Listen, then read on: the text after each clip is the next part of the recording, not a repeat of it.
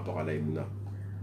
Si un homme, il vient, mes amis, chez Aouman, chez Rabbi Nachman, en lisant le Tikkun HaKlali, mais il n'a pas de la Emouna dans Rabbi Nachman, dans le Tikkun HaKlali, ça va être très difficile pour le réparer, cet homme-là.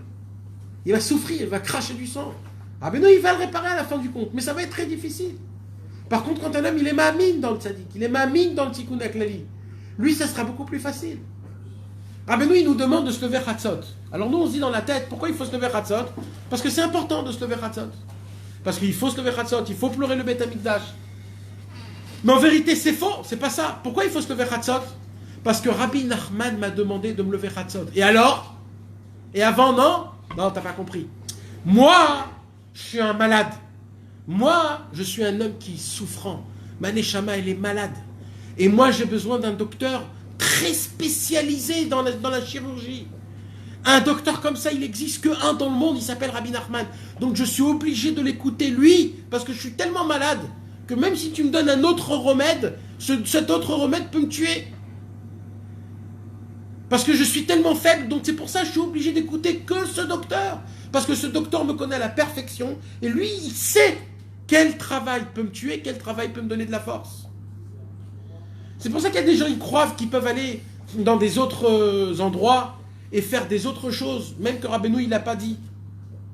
Ça, c'est pour des gens normaux, mais des gens comme nous, mes amis, on est tellement faibles que c'est chaque chose qu'on fait, il faut savoir qui te l'a demandé, où c'est écrit, quel tzaddik te l'a ordonné, et on doit entendre que Rabbeinu. On doit écouter parce que Rabbeinu, il nous a donné tout ce qui est bon pour nous. Ce qui n'est pas bon pour nous, Rabbeinu ne nous l'a pas donné. Rabbeinu, c'est notre docteur. Rabbeinu, il s'occupe de nous. Rabbeinu, c'est pas juste un tzaddik. Rabbeinu, c'est pas juste quelqu'un qui a donné des conseils, ça s'arrête là. Rabbeinu, il nous a donné un concept pour nous ramener et nous rendre des personnes meilleures, des personnes, des tzaddikim. Mais pour cela, il faut avoir la émouna, pour cela, il faut avoir de la connaissance, pour cela, il faut avoir de l'annulation, pour entendre les paroles du tzaddik Haemet.